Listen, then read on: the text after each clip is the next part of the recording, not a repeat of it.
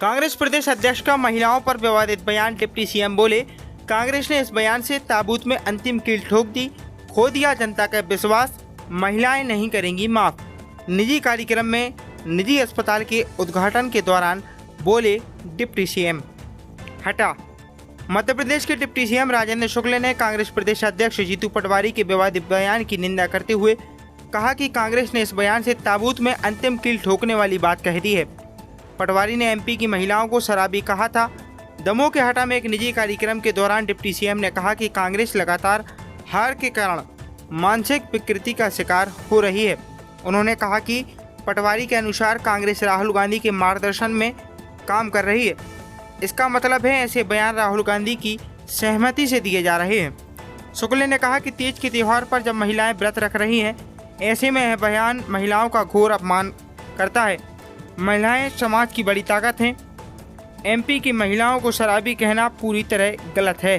उन्होंने कहा कि इस बयान से कांग्रेस ने अपनी ताबूत में अंतिम कील ठोक दी है। शुक्ल ने कहा सरकारी स्वास्थ्य सुविधाएं बेहतर हो रही हैं। वहीं निजी 50 बिस्तर वाले पांडे अस्पताल का उद्घाटन करते हुए उन्होंने कहा कि साथ ही अगर निजी क्षेत्र सेवा भाव से अस्पताल चलाए तो स्थानीय लोगों को फायदा होगा। वहीं हटा सिविल अस्पताल में डॉक्टरों की कमी, दमोह में मेडिकल कॉलेज की शुरुआत एवं दमोह जिला अस्पताल में ही 14 करोड़ रुपए की लागत से बनी क्रिटिकल यूनिट का बहुमंजिला भवन तैयार है। उसके लिए स्टाफ की कमी को पूरा करने के सवाल पर कहा कि जल्द ही स्पेशलिस्ट रेगुलर डॉक्टर की भर्ती हो जाए, उनकी पोस्टिंग हो जाए, इसकी प्रक्रिया चल रही है। वहीं पांडे अस्पताल के संचालक राजीव मोहन पांडे ने सरकार के समक्ष मांग रखी कि तहसील स्तर पर छोटे अस्पतालों को खोलने नियम शिथिल हों, 300 बेड की अनिवार्यता समाप्त होकर ब्याज में छूट होकर अनुदान मिले, मशीनरी के लिए अनुदान मिले तो अनेक हॉस्पिटल खुल सकते हैं। उन्होंने बताया कि उनके अस्पताल में रात्रि मरीजों से फीस नहीं ली जाती, जरूरत होने पर खुद अपने वाहन से मरीजों को दमोह शिफ्ट करते हैं। उनकी घोषणा का पूरे पंडाल में सभी लोगों ने स्वागत किया। कार्यक्रम में सौम्या पांडे ने आभार व्यक्त किया। इस दौरान पशुपालन मंत्री लखन पटेल, संस्कृति मंत्री धर्मेंद्र सेलोती, नगर पालिका अध्यक्ष Shailendra Khatik, doctor M Pande, doctor Shyam Sundar Dubey, doctor Brajmohan Pande, जिला कलेक्टर सुधीर कुमार कोचर, एसपी सुरकीर्ति सोमवंशी, हटा थाना टीआई धर्मेंद्र उपाध्याय, हरिराम पांडे, कमलेश गौतम, रमाकांत सराफ की उपस्थिति रही। कार्यक्रम का सफल संचालन अजीत अवस्थी के द्वारा किया गया। इस मौके पर गणमान्य नागरिकों की उपस्थिति रही। अब ये तो ऐसा बयान है जिससे लगता है कि कांग्रेस के लोगों की लगातार हार के कारण अब कुंठित से मानसिक विकृति ही आती जा रही है। जीतू पटवारी जी कहते हैं कि मध्य प्रदेश में कांग्रेस राहुल गांधी जी के मार्गदर्शन से काम कर रही है। इसका मतलब यह है कि राहुल गांधी जी उनको इस प्रकार के बयान देने के लिए बोल रहे हैं। महिलाओं का कितना बड़ा अपमान हो गया आज तीज का त्यौहार है, महिलाएं व्रत रख रही हैं और महिलाएं जो हमारे समाज की बहुत बड़ी ताकत है, उनको एक जनरलाइज वे में ये कह देना कि महिलाएं शराब पीती हैं और महिलाओं सबसे ज़्यादा मध्य प्रदेश में, ये कितना बड़ा अपमान है, इसकी कल्पना नहीं की जा सकती। कांग्रेस लगातार जनता के का विश्वास खो रही है। इस बयान के बाद तो बिल्कुल ही उन्होंने ताबूत पे अंतिम कील ठोकने वाली बात कह दी है।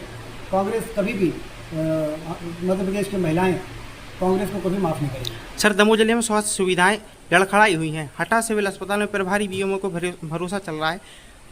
रोस्टर प्रणाली जो कि लागू है, लेकिन रोस्टर प्रणाली के अनुसार चिकित्सक ड्यूटी नहीं कर रहे हैं, वो सिर्फ इमरजेंसी सुविधाएं ही दे रहे हैं, जिससे लोगों को काफ़ी परेशानी हो रही है। स्वास्थ्य सुविधाओं को बेहतर बनाने के लिए डॉक्टर मोहन यादव जी की सरकार लगातार काम कर रही है। न सिर्फ हम व्यापक बड़े स्तर पर 30,000 से ज़्यादा डॉक्टर और हेल्थ वर्कर्स की भर्ती की कार्रवाई कर रहे हैं। जो पीएससी हैं, सब हेल्थ सेंटर हैं, कम्युनिटी हेल्थ सेंटर हैं, सबके भवन का निर्माण कर रहे हैं और डॉक्टरों की भर्ती पूरी हो जाने के बाद जो कमी है उसको भी पूरा कर रहे हैं। और जब तक रेगुलर डॉक्टरों की भर्ती नहीं होती, बॉन्ड डॉक्टरों को भेज के हम लोगों की को सुविधाएँ ज़्यादा से ज़्यादा मिल सके, इसका प्रयास कर रहे हैं। हटा में लंबे समय से के माध्यम से संविदा में बहुत बड़े मैन पावर काम कर रहा है, तो इसलिए ये कहना सही नहीं है कि स्वास्थ्य सुविधाएँ पूरी चरमरा गई हैं। ये बात सही है कि हमको और बेहतर करना है। दमोह जिले में मेडिकल कॉलेज की सुविधाएं जो है लोगों को कब से मिल पाएंगी? भवन लगभग 80% बनकर तैयार। बात कर रहे हैं, किसी ने सोचा था कि दमोह में मेडिकल कॉलेज बनेगा? ये मेडिकल कॉलेज क्यों बनाया जा रहा है? कल जबलपुर से नड्डा जी के माध्यम से 2 मेडिकल कॉलेज का शुभारंभ हुआ है। अब मध्य प्रदेश में 19 मेडिकल कॉलेज हो गए हैं। 2003 के पहले तो 5 ही थे और आज 19 हो गए। अगले वर्ष दमोह भी शुरू हो जाएगा मेडिकल कॉलेज, छतरपुर और मंडला और बुधनी, और फिर उसके बाद उज्जैन। इस प्रकार से लगातार, जैसा अभी लखन पटेल जी ने बताया, धर्मेंद्र जी ने, कि आने वाले दिनों में सरकारी और प्राइवेट मिला के 50 मेडिकल कॉलेज हो जाएंगे। तो इससे निकलने वाले डॉक्टर कहाँ जाएंगे? ग्रामीण क्षेत्रों में ही उनको जाके अपनी 1 वर्ष, 2 वर्ष, 3 वर्ष की सेवा यदि दे देंगे तो हर साल नया लौट आएगा। और कुल मिला के बड़ी योजनाबद्ध तरीके से मेडिकल कॉलेज नए खोले जा रहे हैं। उसमें दमोह भी है। इससे दमोह के लोगों को इस इलाके में भी मेडिकल कॉलेज खोल के और डॉक्टरों की कमी को दूर करने का प्रयास हम कर रहे हैं। सर, आप हटा आए हैं। हटा में सिविल अस्पताल की सुविधा वर्षों पहले मिल गई थी, लेकिन करोड़ों के भवन बनकर तैयार है, इक्विपमेंट, मशीनें भी हैं, लेकिन डॉक्टर नहीं है। पर जो अभी आपकी बात का जो जवाब दिया कि अभी बॉन्ड डॉक्टर्स यहाँ पर हैं और रेगुलर स्पेशलिस्ट और डॉक्टरों की भर्ती की प्रक्रिया चल रही है। हमारी कोशिश है कि इस साल तक के अंत तक न सिर्फ डॉक्टरों की भर्ती हो जाए, उनकी पोस्टिंग हो जाए। Thank you sir. हटा में पांडे हॉस्पिटल 50 बेड के शुभारंभ के अवसर पर मेरा आना हुआ है। और एक अच्छा अस्पताल, क्योंकि यदि ग्रामीण क्षेत्रों में स्वास्थ्य की सुविधाओं को बेहतर बनाना है तो सरकारी अस्पताल भी बेहतर चले और प्राइवेट अस्पताल भी आएँ, तब जाके वहाँ पर लोगों की आवश्यकता पूरी हो जाती है। उस दृष्टि से यह अस्पताल को खोलना इस क्षेत्र के लिए बहुत ही अच्छा है और मैं शुभकामनाएं देता हूँ कि ये लोगों के अपेक्षाओं को पूरा करने में खरा उतरेगी। इसलिए अस्पताल भी खुलने लगे। लोगों को लगा कि भुगतान करने की क्षमता बढ़ गई इलाज के लिए लोगों की, भले उसके जेब में पैसा नहीं, लेकिन सरकार ने उसको काट दे दिया, पेइंग कैपेसिटी बढ़ गई।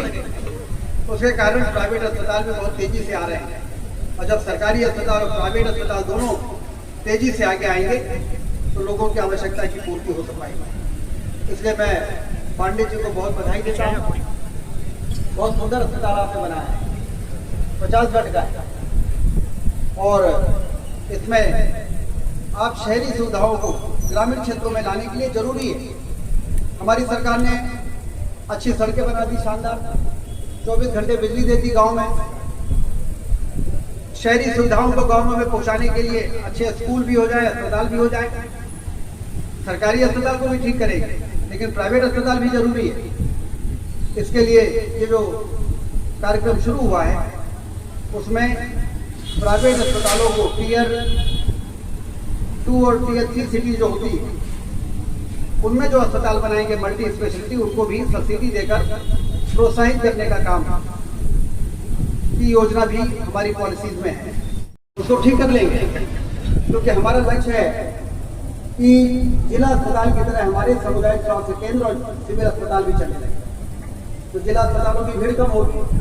उसके लिए सारे विशेषज्ञों को वहाँ पर भेजना, उसके लिए पदों की स्वीकृत करना, उनको भर्ती करना, उनकी वहाँ पर पोस्टिंग करना, उनको अट्रैक्टिव पैकेज देना, ये सारी चीज़ों पर काम हो रहा है। लेकिन सिर्फ सरकारी सिस्टम से काम नहीं चलता है, प्राइवेट सेक्टर भी आगे आए। आयुष्मान योजना मोदी जी ने बनाई है और बहुत ही क्रांतिकारी योजना।